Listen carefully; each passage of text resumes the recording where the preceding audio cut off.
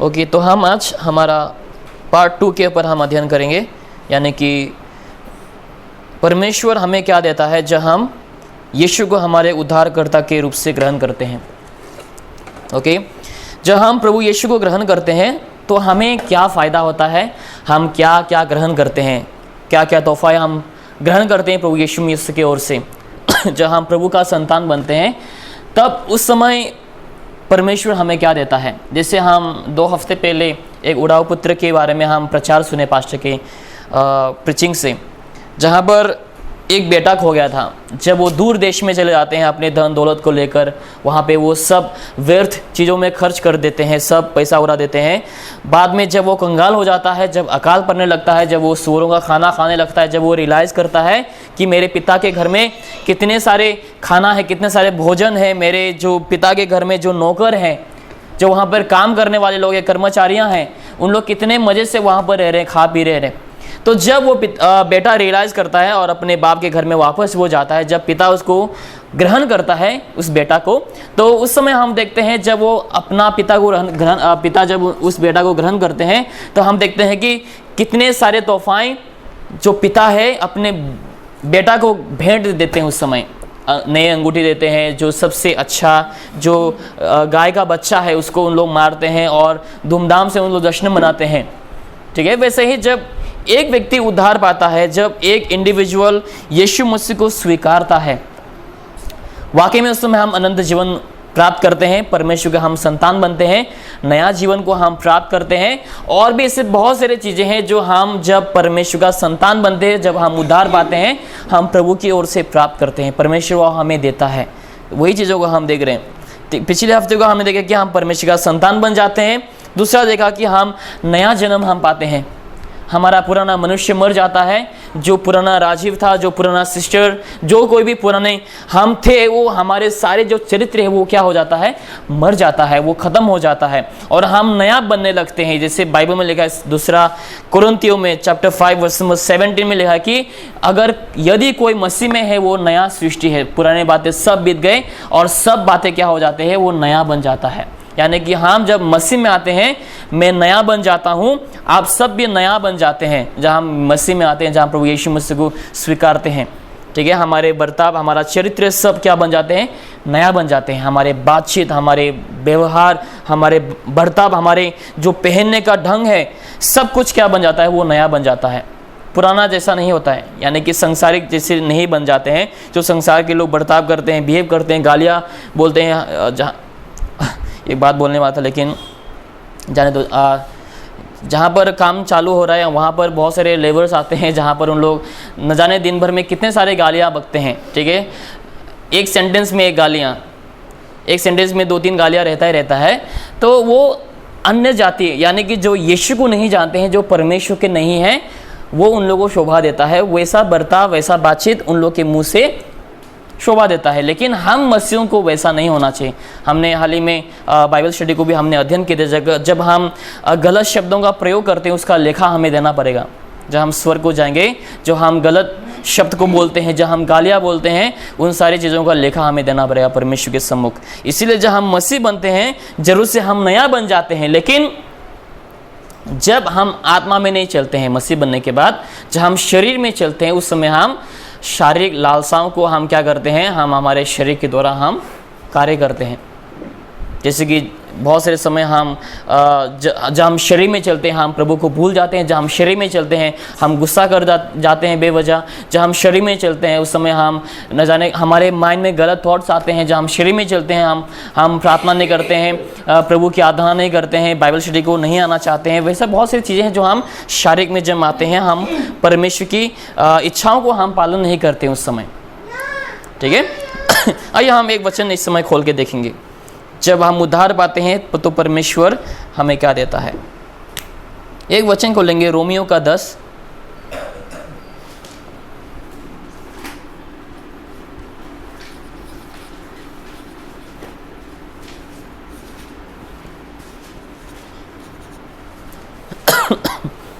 Verse number 13 में देखेंगे हम। Verse number 13।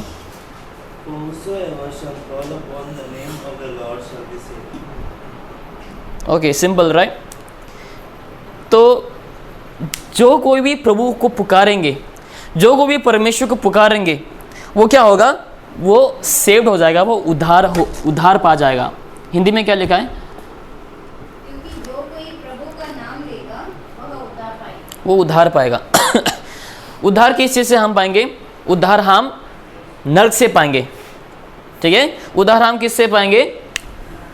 हम उद्धार नरक से पाएंगे, हम उद्धार पाप से पाएंगे, उद्धार हम श्राप से पाएंगे, ठीक है। बहुत सारी ऐसी चीज़ें जिससे हम उद्धार पाते हैं। हम नरक जाने वाले थे लेकिन हम अभी नरक नहीं जाएंगे। क्यों? क्योंकि यीशु ने हमें बचा लिया है। क्यों? क्योंकि हमने यीशु को अपने उद्धारकर्ता रूप से हमने स्वीकारा है, हमने उद्धार के लिए यीशु मसीह को पुकारा है, जिसके चलते यीशु मसीह ने हमें नरक से बचाया, पाप से बचाया, श्राप से बचाया। ओके, आइए आप मेरे साथ और एक वचन को खोलें।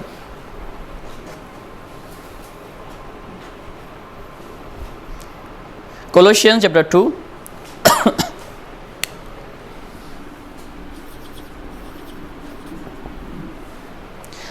कोलोसियंस 2 का 13 में देखो।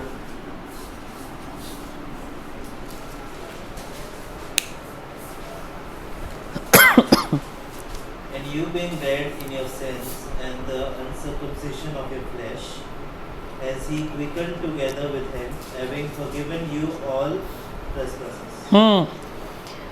ओके, हिंदी में एक बार कोई पढ़ सकता है? उसने तुम्हें भी जो अपने अपराधों और अपने शरीर की खतनारहित दशा में मुर्दा थे, उसके साथ जिलाया और हमारे सब अपराधों को क्षमा किया। ओके, हमारे सारे अपराधों को क्या किया? क्षमा, फॉरगिव किया, ठीक है।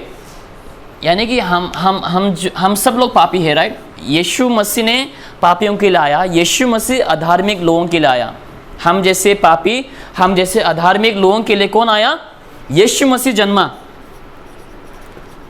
यीशु मसीह जन्मा और यीशु ने क्रूस पर हमारे पाप को, जो हम नर जाने वाले थे, उससे, हमारे श्राप से यीशु मसीह ने क्रूस के द्वारा क्या किया? हमें छुड़ाया है, हमें बचाया है। देखो, अभी यीशु मसीह ने हमें पाप से छुड़ाया है, लेकिन फिर भी हम पाप करते हैं, राइट। इसके बारे में हम थोड़ा सा चर्चा करेंगे, हालांकि हमने पहले इसके ऊपर डिस्कस किए। जब हम उद्धार पाते हैं, परमेश्वर हमें पापों से भी क्या करता है? हमें बचाता है। यानी कि हम अभी पाप के अधीन में नहीं हैं। ओके, पहले देखो, हम पाप के अधीन में थे। ये मैं हूँ, ये मैं हूँ, ये आप है, हम सब हैं। ये हम किसके अधीन में थे? पाप के अधीन में थे। पाप हमें घेरे रखा था, ठीक है। हम पाप के चारों ओर थे, फंसे हुए थे, पाप के दलदल में हम सब लोग फंसे हुए थे। यानी कि हम सब लोग परमेश्वर के लायक नहीं थे। परमेश्वर क्या करता है? पाप से नफरत करता है कि नहीं? परमेश्वर क्या है? परमेश्वर पवित्र है और परमेश्वर पाप से क्या करता है? घृणा करता है। परमेश्वर पाप से नफरत करता है, लेकिन परमेश्वर पापियों से क्या करता है? बेहद प्यार करता है, ठीक है। पाप और पापी, परमेश्वर पाप से नफरत करता है क्योंकि परमेश्वर पवित्र है, लेकिन परमेश्वर पापियों से क्या करता है? वो प्रेम रखता है। इसीलिए यीशु मसीह ने क्या किया? अपने आप को क्रूस पर इन पापियों के लिए कुर्बान किया। तो हम सब लोग पाप के अधीन में थे, पाप ने हमें घेर के रखा था। ये जो पाप है, सिन जो है, हमें घेर के रखा था और परमेश्वर के प्रेम से क्या कर रखा था? हमें अलग कर रखा था। यानी कि हमारा और परमेश्वर का कोई संबंध नहीं था, कोई रिश्ता नहीं था। परमेश्वर हमारा पिता नहीं था, यीशु मसीह हमारा परमेश्वर नहीं था, क्योंकि हम पाप के इस चंगुल में, पाप के दलदल में हम फंसे हुए थे, जहाँ से निकलना बहुत मुश्किल है। आपने दलदल का पता नहीं एक्सपीरियंस किया कि नहीं किया? हमारे गाँव में काफ़ी सारे दलदल है। दलदल यानी कि जहाँ पे कीचड़ भरा हुआ आता है, ठीक है। अगर आप वहाँ पे फंस गए, वहाँ से निकलना काफ़ी मुश्किल हो जाता है क्योंकि एक बार अंदर डूब गया, वहाँ पे कोई ज़मीन नहीं रहता है जहाँ पर आप अपने पाँव को फंसा के आप बच सके, ठीक है। दलदल काफ़ी मुश्किल होता है। पानी में तो चलो फिर भी आप शायद तैर सकते हैं, कोई आके बचा सकते हैं, लेकिन एक बार दलदल में अगर आप डूब गए, वहाँ से उठना, वापस आना बहुत मुश्किल है और खींचना भी काफ़ी दिक्कत होता है, क्योंकि पूरा कीचड़, पूरा मिट्टी। आपके शरीर में आ जाता है और खींच पाना बहुत मुश्किल होता है, क्योंकि ऐसा लगता है कि च्युइंगम सब आपके शरीर में चिपक गया है और खींच पाना काफ़ी नामुमकिन हो जाता है। तो हम सब लोग पाप के दलदल में फंसे हुए हैं, पाप ने हमें घेर रखा है। लेकिन जैसे ही हम यीशु के ऊपर अपना विश्वास को रख देते हैं, यीशु के ऊपर हम भरोसा करते हैं, जब हम क्षमा मांगते हैं, जब हम उद्धार के लिए दुहाई देते हैं परमेश्वर प्रभु यीशु मसीह को, उस समय ये जो पाप के अधीन में थे, अभी हम पाप के अधीन में नहीं रहते हैं। अभी हम किसके अधीन में रहता है? हम अनुग्रह के अधीन में आ जाते हैं। अनुग्रह क्या है? हम एक वचन खोलेंगे, इफिशियंस चैप्टर 2।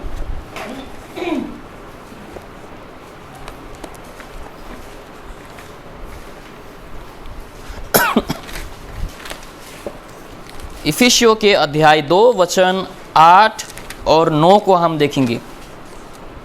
क्योंकि विश्वास के द्वारा अनुग्रह ही से तुम्हारे उद्धार हुआ है, और यह तुम्हारी ओर से नहीं वरन परमेश्वर का दान है, और न कर्मों के कारण, ऐसा न हो कि कोई घमंड करे। साफ साफ लिखा है। अनुग्रह क्या है? जिसका हम लायक नहीं, जिसको हम डिजर्व नहीं करते हैं। अनुग्रह यानी कि परमेश्वर हमें क्या देता है? वो हमें क्षमा देता है, और वो हमें क्या देता है? वो हमें स्वर्ग को देता है। ठीक है? अनुग्रह जिसका हम क्या नहीं है? लायक नहीं है। क्या हम क्षमा के लायक हैं? हम कोई भी क्षमा के लायक नहीं। हम इतने घिनौने पापी इंसान हैं, इतने घमंडी लोग हैं कि हम परमेश्वर के अनुग्रह के लायक नहीं, परमेश्वर के क्षमा के हम लायक नहीं है। फिर भी हमें परमेश्वर अपने अनुग्रह के द्वारा क्या देता है? हमें क्षमा देता है। जो हम स्वर्ग के लायक नहीं है, परमेश्वर अपने अनुग्रह के द्वारा हमें क्या देता है? स्वर्ग के देता है। क्योंकि हम सब लोग पापी हैं, हम सब लोग नरक के योग्य हैं, लेकिन परमेश्वर हमारे ऊपर क्या करता है? अपना अनुग्रह को देता है। चलो भाई, तुम अपने शक्ति से, अपने बल मुताबिक तुम क्या नहीं कर सकते? तुम स्वर्ग को हासिल नहीं कर सकते, क्योंकि हम सब लोग क्या है? हम सब लोग पापी हैं। हम चाहे जितना कोशिश करें अपने कर्मों से, बपतिस्मा के द्वारा, बाइबल पढ़ने के द्वारा, कलीसिया जाने के द्वारा, अच्छे कर्म के द्वारा, हम उसके बलबूते पे हम क्या नहीं कर सकते? हम स्वर्ग को हम खरीद नहीं सकते, या फिर हम स्वर्ग में नहीं जा सकते।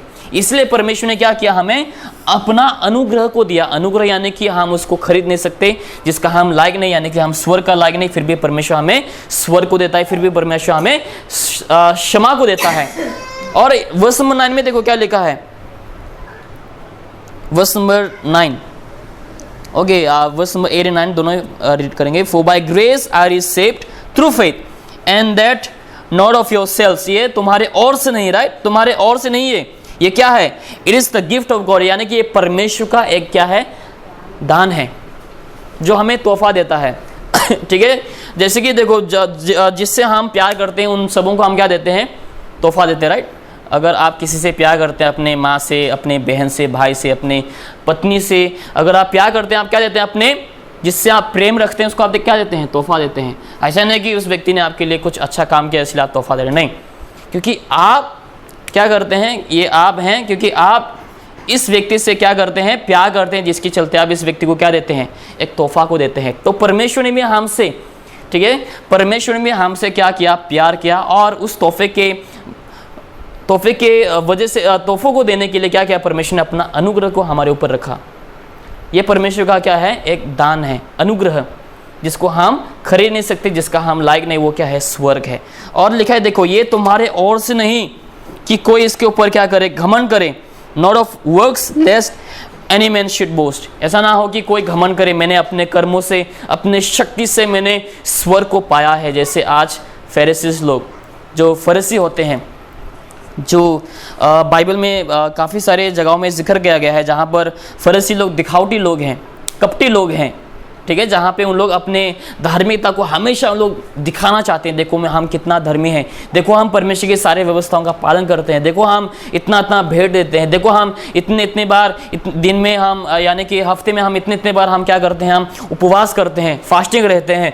तो उन लोग हमेशा क्या करते हैं? अपने धार्मिकता को दिखाना चाहते हैं। इसलिए यीशु स्ट्रेटली उन लोग से कहता है कि मैं अंधों को आंखें दिलाने आया हूँ, और जिसके पास आंखें हैं उसको अंधा करने के लिए आया हूँ। और यीशु उन लोग से कहता है कि मैं धार्मिक लोगों के लिए नहीं आया हूँ, अधार्मिक लोगों के लिए आया हूँ। यीशु कहता है फरीसियों से।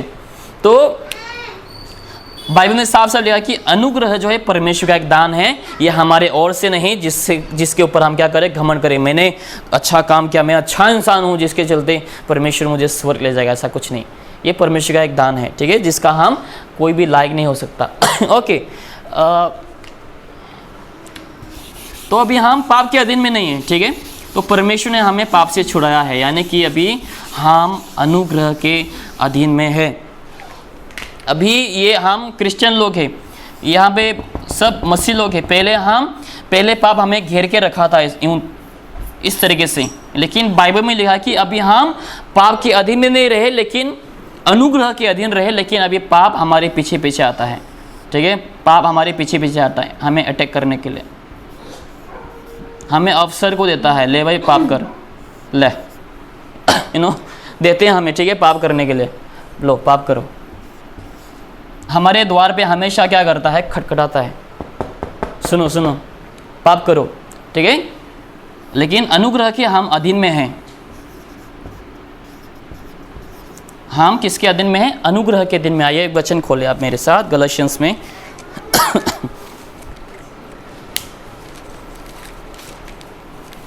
गलातियंस चैप्टर 5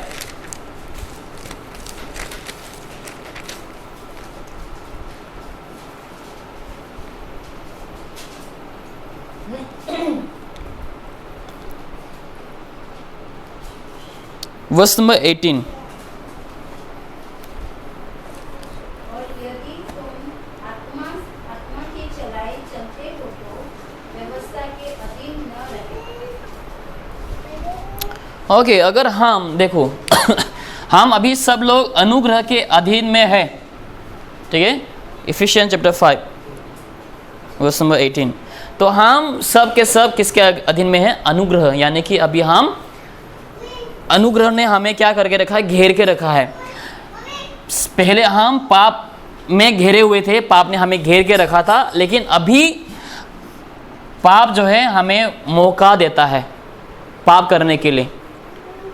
इसीलिए लिखा है कि तुम क्या किस में चलो, आत्मा में चलो, ठीक है। अगर हम आत्मा में नहीं चलेंगे, अगर हम स्पिरिट लिखा है पवित्र आत्मा, कैपिटल एस, गलतियों मिल गया गलतियों अध्याय 5 वचन 18, गलतियों अध्याय 5 वचन 18।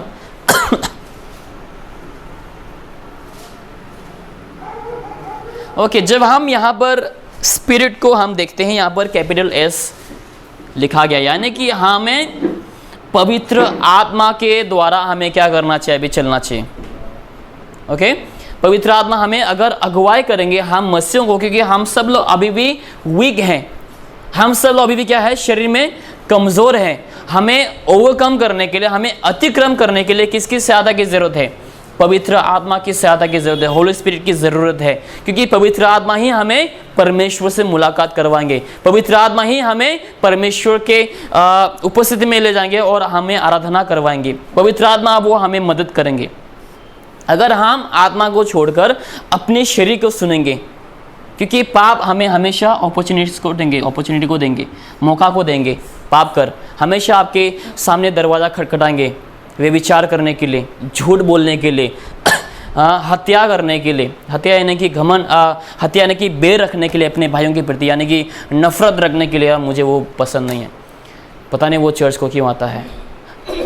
बहुत वो मेरे पीठ पीछे बहुत बात बोल रहे थे, पिछले हफ्ते को मैंने सुना, उसको चर्च आने नहीं चाहिए, वो किसी का लायक नहीं, वो परमेश्वर का लायक नहीं। अगर हम सोच रखेंगे हमारे भाई बहनों के प्रति, ठीक है, हालांकि वो भाई वो बहन मसीह में हमारा भाई बहन है, मसीह में हमारा एक परिवार है, लेकिन अगर हम वैसा सोच को रखेंगे हमारे भाई बहनों के प्रति, अगर हम ईर्ष्या रखेंगे, अगर हम बैर रखेंगे, यानी कि अगर हम नफरत करेंगे, वो क्या है, हत्यारे के बराबर है। हम हत्यारा बन जाएंगे फिर। तो हमेशा हमारे सामने दरवाज़ा खटखटाएंगे, लोगों के द्वारा भी आपके सामने दरवाज़ा खटखटाएंगे। लोग आपके कान में आके बहुत से चुगलियाँ करेंगे, देखा वो भाई, वो देखा वो ब्रदर, वो देखा वो सिस्टर कैसा बोल रहे थे, कैसा बर्ताव कर रहे थे, देखा उसके साथ कैसा कैसा बोल रहे थे, कैसा कैसा बर्ताव कर रहे थे। बहुत सारे लोग चुगलियाँ करेंगे हमारे कानों में। उस समय हम क्या करते हैं, सुनते हैं, मज़ा आता है, आराम लगता है कि वाह। और हम भी क्या हो जाते हैं, पाप में हम भी शामिल हो जाते हैं। हाँ भाई हाँ, वो वैसा ही है। और हम क्या करते हैं, फायर कोट हम डबल करते हैं, आग को और भी हम जलने के लिए देते हैं, केरोसिन हम डालते हैं, पेट्रोल वहाँ पर हम डालते हैं, और भी हम मसाला डालते हैं ताकि और भी स्वादिष्ट हो। ठीक है भाई, ये बहन मुझे बता रही उस भाई के बारे में, और मैं क्या किया, उसमें और ज़्यादा फायर छिड़क दिया मैंने, यानी कि पेट्रोल, तेल, ठीक है, मसाला डाल दिया ताकि और मज़ेदार आ सके। हम अब उसके बाद हम क्या करें, दोनों एक ही भागीदार बन गए, यानी कि हम दो, वो भी पाप कर रहे हैं, मैं भी पाप कर रहा हूँ, उसके पाप में मैं भी शामिल हो चुका हूँ। यस, वो भाई ऐसा ही है, हाँ वो बहुत बुरा है, हाँ वो वैसा है, वो वैसा है। लेकिन हमारा काम क्या है, बाइबल में लिखा है कि तुम अपने आप को दूसरों से बेहतर समझो। ठीक है, अपने आप को क्या करो, तुम दूसरों से बेहतर समझो, तुम दूसरों को अपने आप से बेहतर समझो। यानी कि हमें क्या करना है, दूसरों को हमें उठाना है, दूसरों को हमें एंकरेज करना है। अगर कोई डूबा हुआ है, अगर कोई पाप में डूबा हुआ है या फिर कोई चीज़ों में परेशान है वो भाई या फिर बहन, तो हमें उन लोगों को और डुबाना नहीं चाहिए। हमारा आदत क्या है कि अगर कोई कुछ गलती करे, कोई कुछ पाप करे, अगर उसका पाप एक्सपोज हो गया, लोगों के सामने खुलासा हो गया, तो हम क्या करते हैं, उस व्यक्ति के बारे में और ज़्यादा चुगलियाँ करते हैं, उस व्यक्ति को और भी ज़्यादा हम डुबाने में हम लगे रहते हैं। कैसे हम उस व्यक्ति को, उस भाई को हम और ज़्यादा डिस्ट्रॉय करें। लेकिन मसीहों का जीवन क्या होना चाहिए कि हमें दूसरों को खुद से ज़्यादा बेहतर समझना चाहिए। यानी कि अगर कोई परेशान में है, कोई पाप में है, तो हमारा काम क्या है, उसको हमें उठाना, किसी को दबाना नहीं चाहिए, क्योंकि वो हमारा क्या है, शरीर में हम सब लोग एक हैं। यीशु मसीह के शरीर में हम सब लोग, उस देह में हम सब लोग क्या है, एक हैं। ठीक है, हम सब लोग एक हैं। तो जैसे कि लाइक फॉर एग्जांपल, हम जैसे कि मैंने देह की बात की, अगर सोचो मैं बोलूँ कि ये उंगली मेरा बॉडी नहीं है, मेरा शरीर नहीं है, मेरा शरीर का हिस्सा नहीं है। अगर सोचो कल को चोट लग जाती है यहाँ पर, मैं क्या करूँगा उस समय, बैंडेज लगाऊंगा, राइट, मरहम पट्टी लगाऊंगा, दवा लगाऊंगा। जब इसको चोट लगेगी, सोचो मेरा उंगली में काफ़ी ज़्यादा घाव लग गया, काफ़ी गहरा घाव है उंगली में, तो उस समय मुझे शांति नहीं मिलेगी। उस समय मैं हर समय इस छोटी सी उंगली के लिए मैं हमेशा दर्द में रहूँगा, इस छोटी सी उंगली के लिए मैं हमेशा परेशान रहूँगा। ना तो मैं अच्छे से खा पाऊँगा, ना तो मैं अच्छे से नहा पाऊँगा, बहुत सारे कामों को मैं कर भी नहीं पाऊँगा, बाइक नहीं चला पाऊँगा, तकलीफ होंगे बहुत सारे, राइट। एक छोटी सी उंगली की वजह से पूरा शरीर को क्या हो रहा है, इफेक्ट हो रहा है, गलत प्रभाव पड़ रहा है। एक छोटे से अंग के वजह से, एक शरीर के एक छोटे हिस्से की वजह से पूरा शरीर को क्या हो रहा है, प्रॉब्लम हो रहा है, तकलीफ हो रहा है। तो मसीह, बाइबल में भी वही लिखा कि हम सब लोग एक ही देह के हैं। ठीक है, हम सब लोग एक ही देह के हैं और हम सब लोग यीशु मसीह के शरीर में क्या लिए हैं, बपतिस्मा लिए हैं। हम सब लोग यीशु मसीह के शरीर में हैं और हम सब लोग एक ही परिवार के हैं।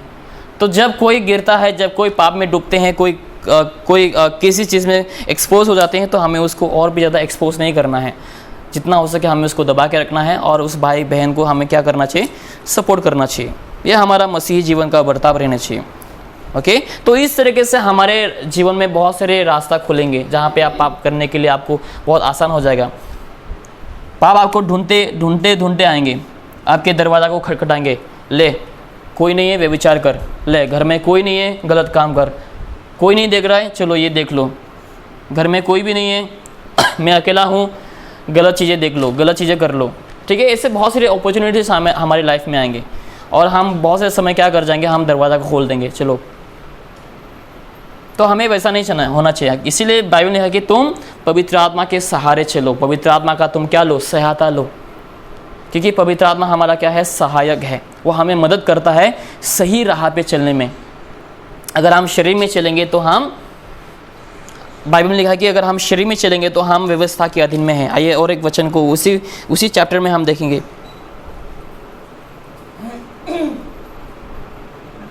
वर्ष नंबर 16 में देखो, गलतियों अध्याय 5 वचन 16। पर मैं कहता हूँ आत्मा के अनुसार चलो तो तुम शरीर के लालसा किसी रीति से पूरी न करो। किस में चलो, आत्मा में चलो। कौन सी आत्मा, पवित्र आत्मा।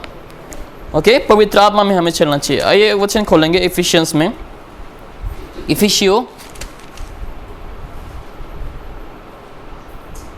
इफिशियो अध्याय 4 वचन 30।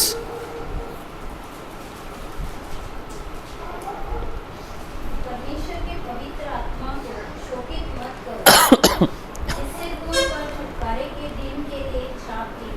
क्या मत करो? पवित्र आत्मा को शोकित मत करो। हम कैसे पवित्र आत्मा को दुख पहुंचाते, ठेस पहुंचाते, कैसे हम शोकित करते हैं? वही जब हम परमेश्वर का संतान होने के बावजूद उनके संतान के जैसा हम बिहेव नहीं करते हैं, बर्ताव नहीं करते हैं। क्योंकि देखो, जब हम उद्धार पाते हैं, हम परमेश्वर के संतान बन जाते हैं, राइट? सन्स ऑफ गॉड हम बन जाते हैं, परमेश्वर के हम संतान बन जाते हैं, प्रभु का हम संतान, उनके हम संतान बन जाते हैं, उनके परिवार में हम आ जाते हैं। तो जब पिता हमें देखता है पाप करते हुए, जब पिता हमें देखता है कि मेरे बच्चे जो है पाप कर रहे, गलत काम कर रहे, उद्धार देने के बावजूद मैंने उन्हें क्षमा दिया है, फॉरगिव किया है, मैंने उन्हें नया जीवन को दिया, पाप से मैंने छुड़ाया है, नर्क से बचाया है, श्राप से आज़ाद किया है, उसके बावजूद अभी हम क्या कर रहे हैं? वापस से वही पुराने जीवन में हम जा रहे हैं। क्यों? क्योंकि हम शरीर में चल रहे हैं, क्योंकि हम शरीर के सुन रहे हैं। हम किसके नहीं सुन रहे? हम आत्मा के नहीं सुन रहे। जब हम गलत काम करेंगे तो पवित्र आत्मा क्या हो जाते हैं? उस समय शोकित हो जाते हैं, और पवित्र आत्मा हमारा जीवन में काम करना क्या कर देते हैं? बंद कर देते हैं। वैसा इसलिए हमें आत्मा में चलना चाहिए, पवित्र आत्मा के अनुसार, पवित्र आत्मा की अगुवाई में चलना चाहिए। क्योंकि हमारे लाइफ में बहुत सारे अपॉर्चुनिटीज आएंगे, बहुत सारे ऐसे दरवाज़ा खटखटाते हुए आएंगे जहाँ पे आपको पाप में उलझाएंगे। ठीक है, शैतान आपके मन में बहुत सारे डाउट्स लाएंगे, शैतान आपको बहुत सारे ऐसे चीज़ों को ला देंगे जहाँ पे आप पाप करने के लिए मजबूर हो जाएंगे। पैसा का लालच देंगे, ठीक है, और शारीरिक अभिलाषाओं में आपको फंसाएंगे। ओके, शारीरिक अभिलाषाओं में आपको फंसाएंगे। क्योंकि देखो, एक वचन खोलेंगे हम, दूसरा पहला यूहन्ना, 1 जॉन चैप्टर 2, पहला यूहन्ना अध्याय 2। यूहन्ना का पहला पत्री, पहला यूहन्ना अध्याय 2 वचन 15 और 16, वचन 15 और 16। तुम न तो संसार से और न संसार में की वस्तुओं से प्रेम रखो। यदि कोई संसार से प्रेम रखता है तो उसमें पिता का प्रेम नहीं है। क्योंकि जो कुछ संसार में है, अर्थात शरीर की अभिलाषा और आंखों की अभिलाषा और जीविका का घमंड, वह पिता की ओर से नहीं परंतु संसार ही की ओर से है।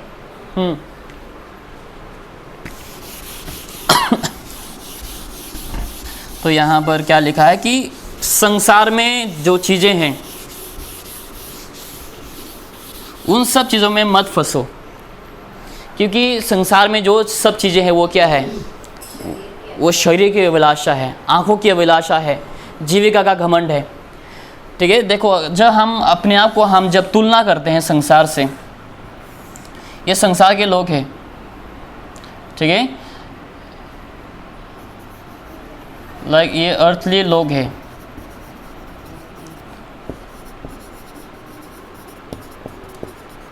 देखो, जब हम खुद को कंपेयर करेंगे कि हम मुझे कैसा बनना है, संसार के लोग क्या करेंगे?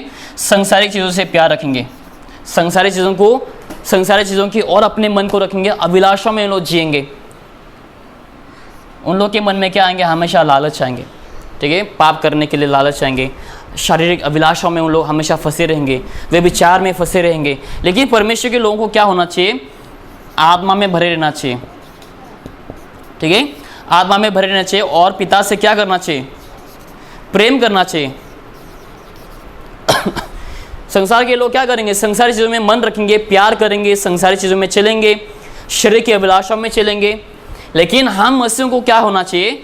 पवित्र आत्मा में हमें चलना चाहिए, पिता से हमें प्रेम करना चाहिए। जब हम पिता से प्रेम करेंगे तो पिता हमें जो कुछ भी हमारे जीवन में ज़रूरतें हैं वो सब क्या करेंगे? परमेश्वर पिता वो पूरा करेंगे। इसलिए लिखा है परमेश्वर की धार्मिकता को सबसे पहले खोजो, परमेश्वर की धार्मिकता और परमेश्वर की राज्य को सबसे पहले तुम खोजो, तो ये सब चीज़ें तुम्हारे लिए दिए जाएंगे। संसार के लोग क्या करते हैं? बहुत सारे गालियाँ बोलते हैं, राइट, जो हमें नहीं बोलनी चाहिए। तो हमें क्या करना चाहिए? बाइबल में लिखा है कि तुम भजन गाओ। आइए मैं एक वचन आप मेरे साथ खोले। पहला आप खोलेंगे मेरे साथ गॉस्पेल ऑफ मैथ्यू, मत्ती लिखे सुसमाचार, गॉस्पेल ऑफ मैथ्यू चैप्टर 12, मत्ती लिखे सुसमाचार अध्याय 12,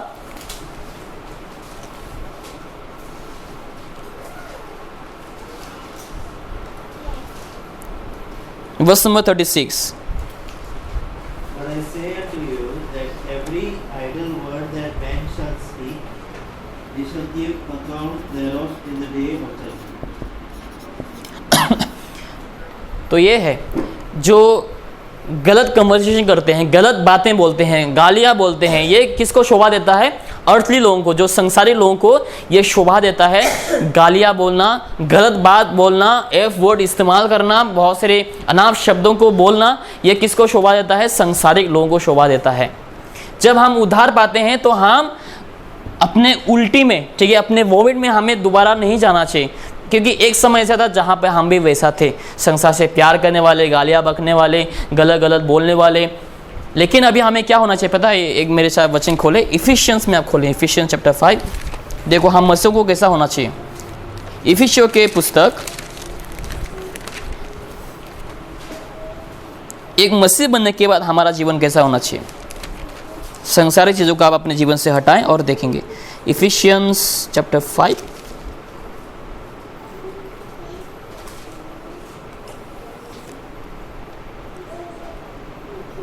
वर्स नंबर 19 and 20। और आपस में भजन और स्तुतिगान और आत्मिक गीत गाया करो, और अपने अपने मन में प्रभु के सामने गाते और कीर्तन करते रहो, और सदा सब बातों के लिए हमारे प्रभु यीशु मसीह के नाम से परमेश्वर पिता का धन्यवाद करते रहो। क्या हमारे जुबान से क्या निकलने चाहिए? भजन, राइट? भजन निकलना चाहिए और आत्मिक गीतें, राइट? और क्या लिखा है? भजन, आत्मिक गीतें और कुछ कीर्तन करते रहो। ठीक है, तो यहाँ पर हमारे मुंह से क्या निकलना चाहिए? गाली के बजाय हमारे मुंह से भजन निकलने चाहिए, प्रभु की स्तुति निकलनी चाहिए, आत्मिक गीत हमें गाने चाहिए।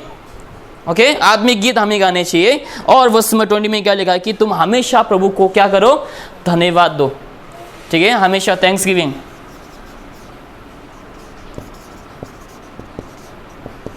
ओके, हमेशा तुम क्या करो? प्रभु को तुम धन्यवाद दो। भजन गाना, आत्मिक गीतें गाना, और हमेशा अपने मुंह से, अपने हृदय से क्या करते रहो? प्रभु यीशु मसीह को धन्यवाद देते रहो। ये सब संसारी लोगों को शोभा देता है। गालियाँ बोलना, अनाप शनाप बातें। इब्रानियों में आप खोले मेरे साथ, Hebrews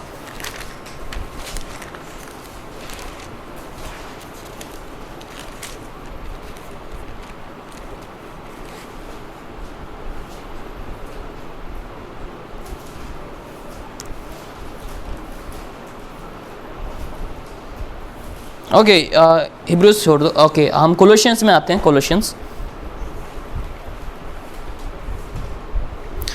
chapter 3 verse number 8 and 9।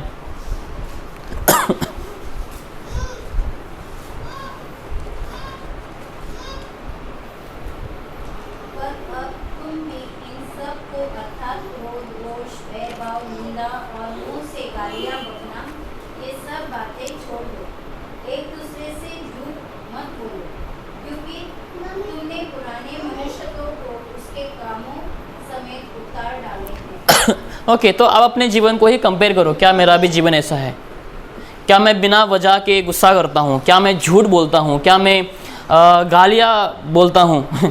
ठीक है, अब अपने जीवन को देखो। ये बाइबल क्या है? आईना है। आप अपने जीवन को, हाँ भाई हाँ मैं झूठ बोलता हूँ, यस मैं झूठ बोलता हूँ। कोई यहाँ पर ऐसा है कोई झूठ नहीं बोलता? तो आप अपने आप को देख सकते हैं यहाँ पे, मैं झूठा हूँ, ठीक है, मैं बिना वजह का गुस्सा करता हूँ, निंदा करता हूँ, गलत शब्दों का प्रयोग करता हूँ। ये कौन है? ये हम हैं। ठीक है, इसीलिए नीचे क्या लिखा है देखो, वर्स नंबर 10 में देखो, वर्स नंबर 10। और नए मनुष्यत्व को पहन लिया, जो अपने सृजनहार के स्वरूप के अनुसार ज्ञान प्राप्त करने के लिए नया बनता जाता है। तो हमें देखो, जैसे दूसरा कोरिन्थियों, आखिरी वचन, ये वचन में हम नहीं खोलेंगे, ठीक है, ये बोलकर मैं समाप्त करूंगा। जैसे दूसरा कोरिन्थियों अध्याय 5 वचन 17 में लिखा कि जैसे हम मसीह में आते हैं हम नया बन जाते हैं। हमें क्या होना चाहिए? हमें नया बन जाना चाहिए। जैसे देखो, परमेश्वर ने आदि में जब स्वर्ग और पृथ्वी की जब सृष्टि की उस समय सब कुछ क्या था? बेडोल, राइट, सुनसान। किस वजह से? पाप की वजह से। परमेश्वर ने सब कुछ खूबसूरत बनाया आदि में। ऐसा नहीं कि अरे यार मैंने बना दिया संसार, अजीब सा लग रहा है, अंधेरा अंधेरा लग रहा है, क्या बना दिया मैंने।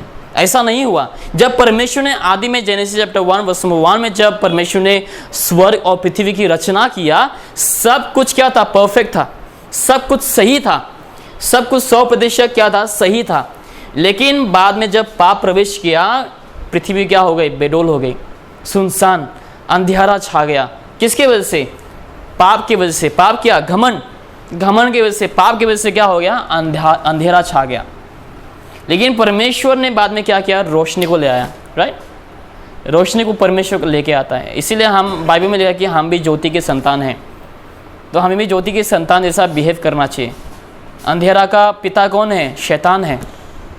अगर हम अंधेरे में चलेंगे, अगर हम संसारी चीज़ों में हम फंसे रहेंगे, गालियाँ बकेंगे, झूठ बोलेंगे, अनाप शनाप शब्दों का प्रयोग करेंगे, हाँ, दूसरों के विरुद्ध हम गलत गलत चीज़ें बोलेंगे। व्यवस्था में भी लिखा, राइट, कि तुम अपने पड़ोसी के विरुद्ध झूठी साक्षी ना दो, राइट। वो नया नियम में भी लिखा गया है कि हमें अपने नेबर के विरुद्ध हमें नहीं बोलना चाहिए और झूठी शिक्षा नहीं देनी चाहिए। तो अगर हम वैसा काम करते हैं तो हम अंधेरा के संतान जैसा हम अपने आप को दर्शा रहे हैं, हम ज्योति के संतान जैसा हम अपने आप को नहीं दर्शा रहे हैं। तो अगर हम नया बन चुके तो हमें नया जैसा बर्ताव करना चाहिए। सारे पुराने जो हमारे वस्त्र है, जो हम कपड़े पहनते थे, जो यानी मैं आत्मिक वाला बोल रहा हूँ, ठीक है, शारीरिक वाला नहीं बोल रहा, जो हम आत्मिक पुराने हम कपड़े पहनते थे वो सब हमें उतार के फेंक देने चाहिए और हमें नया वस्त्र का हमें पहन लेने चाहिए। जैसे हम जब स्वर्ग जाएंगे, बाइबल में लिखा है कि हमें वो सफ़ेद वस्त्र को देंगे, ऐसा वस्त्र जिस पे कोई रिंकल्स नहीं है, जिस पे कोई स्पॉट नहीं है, जिस पे कोई दाग धब्बा नहीं है, वैसा सफ़ेद वस्त्र को क्या देंगे? उस समय परमेश्वर हमें सबको देंगे। तो वैसा हमारा जीवन में होना चाहिए। हालांकि हम कोई भी परफेक्ट नहीं है, राइट। इसका मतलब ये नहीं किया चलो मैं परफेक्ट नहीं हूँ, मैं तो क्यों, हमें वैसा एक्सक्यूज़ नहीं देना चाहिए। हम परफेक्ट नहीं, हम जानते हैं, तो हमें कोशिश करना चाहिए। परमेश्वर ने भी हमें आज्ञा दिया कि जैसे मैं पवित्र हूँ तुम भी वैसा क्या बनो? पवित्र बनो। तो हमें कोशिश करनी चाहिए। हम इसीलिए मैंने लास्ट टाइम भी बोला था ना कि हमारा जीवन ऐसा नहीं होना चाहिए। हम परफेक्ट नहीं है, इसीलिए हम क्या करते हैं? हम गिरते हैं और दोबारा हमें उठना चाहिए। तो कभी कभार परिस्थितियों की वजह से हम जब गिरेंगे तो हमें दोबारा उठना चाहिए। घमंड आ गया, गिर गया, हमें वापस क्या होना चाहिए? हमें उठना चाहिए। मैं बिना वजह क्रोध किया, गिर गया, मैं वापस हमें उठना चाहिए। मैं झूठ बोल दिया, व्यभिचार कर दिया, मैं गिर गया, तो हमें दोबारा उठना चाहिए। तो हमारा जीवन ऐसा होते रहना चाहिए। जब हम ऐसा जीवन को जिएंगे तो परमेश्वर प्रसन्न होंगे। परमेश्वर हमें लगातार हमें क्या करेंगे? मदद करेंगे, और ये मदद हमें पवित्र आत्मा के द्वारा होना चाहिए। इसलिए लिखा है इफिसियंस चैप्टर 5 में वर्स नंबर 13 में कि हमें पवित्र आत्मा के अगुवाई में हमें चलना चाहिए। जैसे कोई दारू जब पीते हैं तो नशा उसको कंट्रोल करता है, वैसे ही जब हम पवित्र आत्मा के वश में होंगे तो हमें पवित्र आत्मा कंट्रोल करेगा। उस समय हम शारीरिक अभिलाषाओं के बारे में हम नहीं सोचेंगे, शरीर की अभिलाषा में हम नहीं चलेंगे, लेकिन पवित्र आत्मा की अगुवाई में हम चलेंगे। और पवित्र आत्मा हमें ऐसा जीवन चलने में हमें सहायता करेंगे, परमेश्वर के साथ साथ चलने में हमें वो मदद करेंगे। तो इसलिए हमें हमेशा पवित्र आत्मा के ऊपर हमें डिपेंड रहना चाहिए। ओके, तो आज के लिए हम बस इतना ही रखेंगे। अगले हफ्ते में हम और अध्ययन करेंगे। तो ये समय हम प्रार्थना करते हैं।